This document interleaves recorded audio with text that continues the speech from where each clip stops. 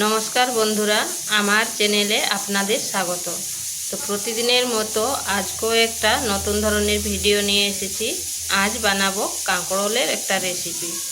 তো চলুন দেখে নেওয়া যাক আমি কিভাবে এই রেসিপিটা রান্না করি। এখানে কাঁকরোলগুলো কেটে নিয়েছি এইভাবে একটু মোটা মোটা করে, আর নিয়েছি মিডিয়াম সাইজের একটা আলুটাও এইভাবে কেটে নিয়েছি। কেটে করে এগুলোকে ধুয়ে নিয়েছি। কড়াইতে দিয়ে দিচ্ছি তেল।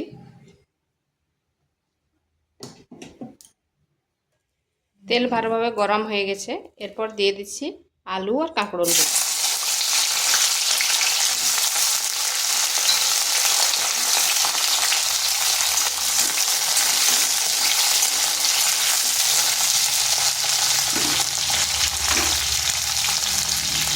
দিয়ে দিচ্ছি পরিমাণ মতো লবণ।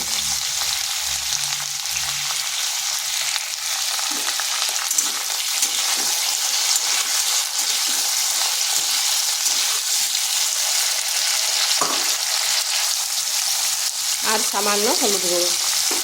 এবার আলু আর কাঁকরোলটাকে ভালো করে ভেজে নেব।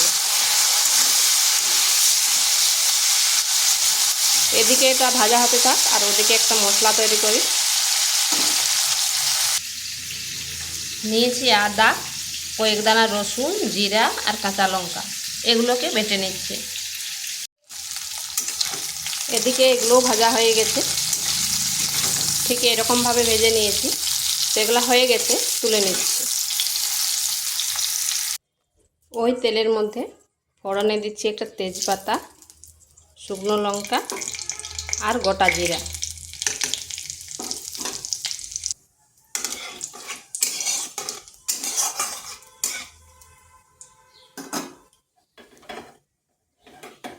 দিয়ে দিচ্ছি একটা পেঁয়াজ কুচি।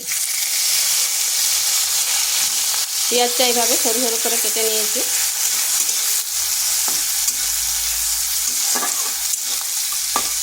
পেঁয়াজটাকে হালকা একটু ভেজে নিলাম। এরপর দিয়ে দিচ্ছি একটা টমেটো আর পরিমাণ মতো লবণ।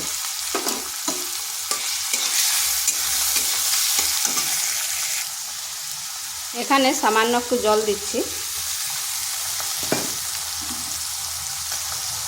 এরপর দিয়ে দিচ্ছি মশলাগুলো। দিয়ে দিচ্ছি ধনে গুঁড়ো, হলুদ গুঁড়ো, লঙ্কার গুঁড়ো। ঝালটা অবশ্যই নিজেদের আন্দাজ করে দেবেন। দিচ্ছি যে মশলাটা পেস্ট করে রেখেছি।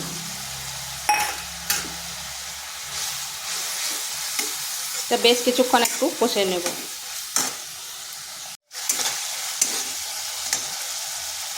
দিয়ে দিচ্ছি কয়েক দানা চিনি।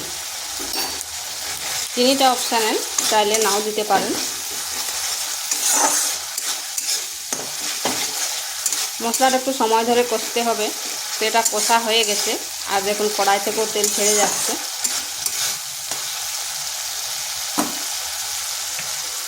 দিয়ে দিচ্ছি আলু ও কাঁকরোলটা। এরপর এটা মশলার সাথে ভালো করে মিশিয়ে নেব।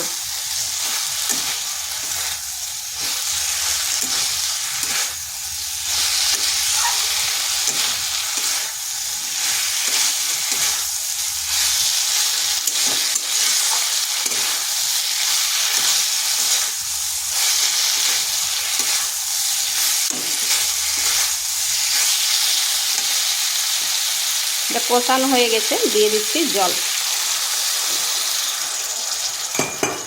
জল খুব বেশি দেবনি, কারণ ভাজার সময় তো অনেকটাই সেদ্ধ হয়ে গেছে।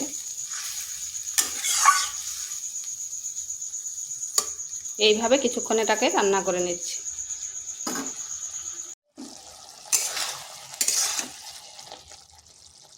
দেখুন আলুগুলো খুব সুন্দরভাবে সেদ্ধ হয়ে গেছে, আর কাঁকরোলগুলোও সেদ্ধ হয়ে গেছে। এরপর দিয়ে দিচ্ছি গরম মশলা। গরম মশলাকে দেওয়ার পর 1 থেকে 1.5 মিনিট একটু রান্না করে নিচ্ছি। তো এইভাবে একবার কাঁকরোলের রেসিপি করে দেখতে পারেন। গরম গরম ভাতের সাথে আর কোনো কিছুর প্রয়োজন হবে না।